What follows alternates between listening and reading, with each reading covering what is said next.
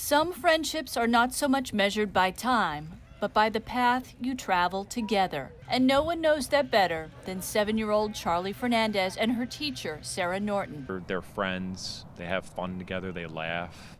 And not only has she changed her life, she's changed Oh, our yeah. life. Charlie's parents, Jason and Danielle, say this special friendship began in Mrs. Norton's classroom at Saddlewood Elementary School in Colony, New York. It was around the time that Charlie had been diagnosed with an aggressive form of cancer. Neuroblastoma, it's very tough. And when they said that, they said, you know, first thing is 66% chance. And mostly everyone relapse, which she has. It was just before Christmas 2019, and for a second time, Charlie would have to endure all those rounds of chemotherapy that had racked her little body just like before. But this time, there was yet another devastating setback.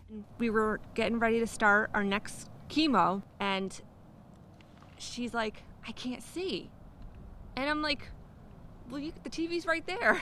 And then she's like, no, I can't see. It was an inoperable tumor, pressing on Charlie's optic nerve, causing her to lose her sight.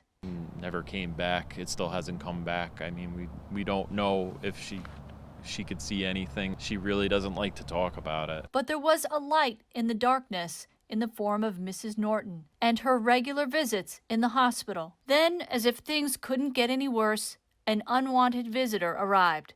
COVID-19, canceling hospital visits and shutting down schools. Because Charlie couldn't come to school, Mrs. Norton brought school to Charlie at home. And when canes were in short supply, Mrs. Norton fashioned one out of a hula hoop. She even trained her therapy dog, George, to go for walks with Charlie.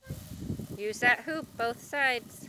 You weren't going to let her illness, her blindness, or COVID stand in the way here. No. Why? Because she deserves, I guess for all of my students, I always say that it's that dignity of risk. She deserves to try. When schools reopened for in-person learning, Charlie happily returned to her favorite place, Sarah Norton's room. And on rough days, she always has George to lean on. She will go above and beyond for any child in her classroom. We are the luckiest parents to have her in our life as a teacher for our daughter.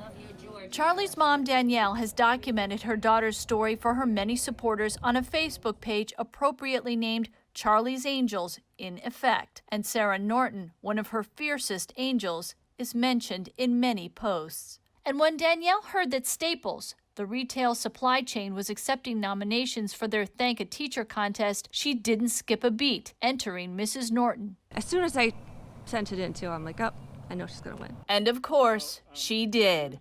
One of just 20 teachers nationwide to be awarded a $5,000 gift card for classroom supplies. The surprise announcement was made online. That you are the teachers that won the Staples Thank a Teacher. I'm so appreciative of Charlie's family nominating me and Staples. It's so incredibly generous.